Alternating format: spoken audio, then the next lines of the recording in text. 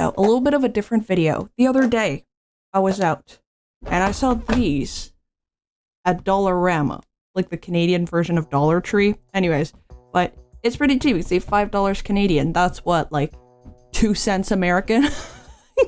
So I thought, you know, if these are even somewhat decent, $12 or $5, that's kind of a steal for acrylic paint markers. I thought I'd do my fellow, to my Canadian baddies out there, you know.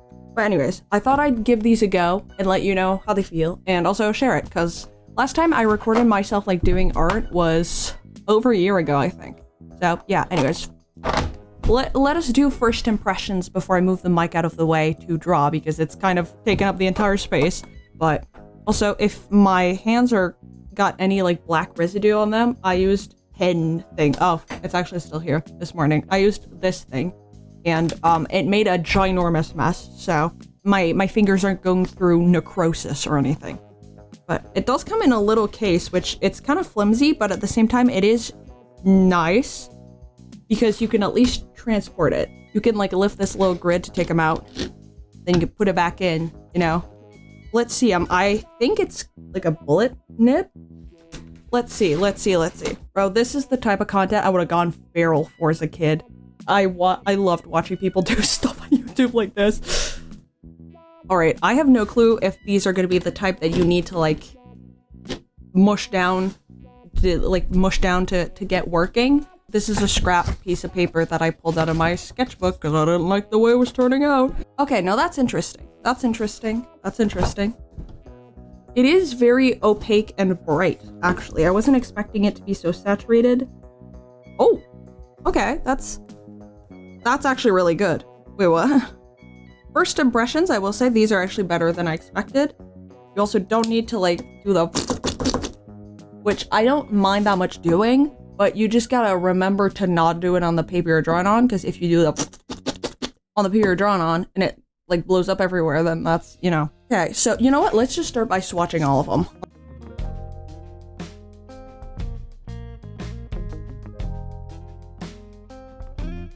They're actually pretty solid. Like, they feel pretty decent to use just on swatches. The opacity is not too bad. And the colors are pretty faithful to the colors on the caps. The only one that's a little off, I might say, is the red. Like, the red itself looks maybe a little bit more of a corally color, and on the marker it looks more of like a cherry or maybe like Christmas red. Right, so I've got this page I want to cover up. I tried to do a sketch. I never went back to it. Whatever, we're gonna try to cover this up. I'm thinking maybe like a fish would be fun. All right. Hopefully my audio is not too bad. I am a little nasally. Right, so I started off, you can see I did the sketch for the first fish off of camera, and I just started in by blocking it in. I tried a different technique for the second one. You'll see I had a second one. Yep, there it is, where I decided I'd sketch that one on camera and also not block in a color. I decided to go because if you haven't seen parrotfish, I really recommend looking up a picture. Even outside of this video, they're just worth seeing at least once. They're some of my favorite little freaks, I'd say. They're pretty nice. So because there's so many different colors, I kind of decided to just block in similar-ish colors. And for the angelfish, on top, it was like an angelfish. The colors aren't necessarily accurate to real life for either of these, by the way. It's just mostly the build of the fish.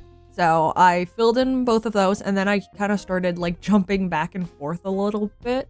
I used way more colors on the angelfish. Later on I do notice that, and I'm like, okay, let me add a little bit more to the angelfish, because the parrotfish had like all the colors on it basically, whereas the angelfish kind of had like 2. So I was like, well, let me go in to add more. And yeah, the parrotfish, warning, it does kind of look freaky, but again, they are kind of freaky fish. Especially when you look at them from the front angle. They're goofy, they're kind of fun, kind of funny, but they're also little freaks. So just a warning, it's not like crazy creepy, but they're kind of maybe a little bit off-putting. And I did end up, after I was done filming this, kind of going back and adding like stars and stuff, but it's not, the sheet's not done. I usually kind of put drawings, and then once I've got a vibe established for my sketchbook, I'll go in and put stickers and all of that, but I didn't bring those with me. And you might have noticed there's a pretty big gap where I didn't upload. If you've watched my stuff before, That's because I moved back to my parents' place for the summer to work. Because I'm in university and classes are over and I could not get a job there. But I did get a job here, so I just moved back. And that took a while. And I do pretty good with routine and pretty bad when routine is disrupted. So there's quite a bit of layering needed in some places. The transparency is nice if you want to do like, you know, when you want to layer stuff. So it's not like opaque. You get it helps blend a little bit. But at the same time, when you want to get really one color, you got to do quite a few coats to get there. I've used them a little bit more since, and I still do enjoy them. I've used them quite a bit. They're a little cheaper, but they're good for that. Maybe sometimes I'll use them to like block in bigger shapes, especially at the start. They're pretty great. I use them in my recently I did a drawing of Avdol from Stardust Crusaders JoJo, and I use them to lay on the foundation. Yeah, I'm not too sure what exactly to add in voiceover, truth be told. I'm not too used to doing these, so let me know if you like the art and kind of the explanation a little bit. I thought since I didn't comment while I was doing it, this was during like exam season. I was not there mentally, but I wanted to try out the markers so bad. So I just did. I figured, you know what, I'll just comment afterwards, which is what I'm doing. I'm doing the voiceover now. And also, yeah, you can see at some point I was like, oh, the parrotfish is a little scary. Maybe if I add a little smiley, it'll look less scary. I don't think it helped. It kind of low-key just gave it like a serial killer vibe, but you know what? That's okay. He's a freak, but we love him anyway, I guess.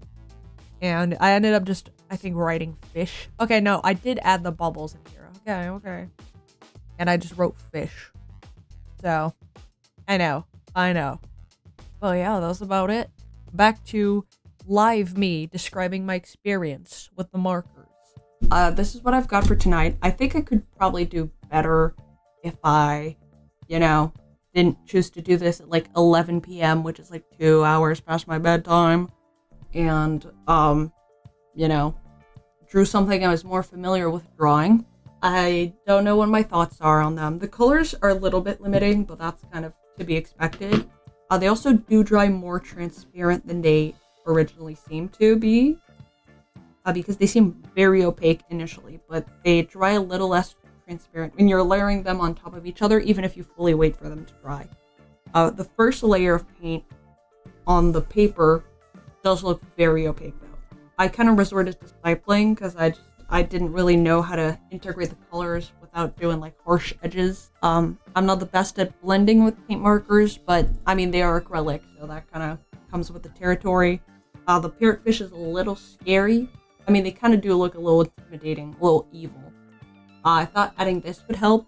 I don't know if it did. If I had dedicated more time, I could have done something better, but this is under an hour. And again, my brain's not entirely there.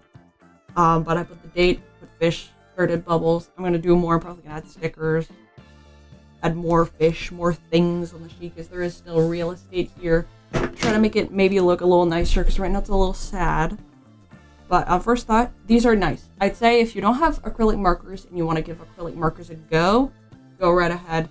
You don't necessarily have to use them like exclusively alone like I did. They can go pretty well with other mediums.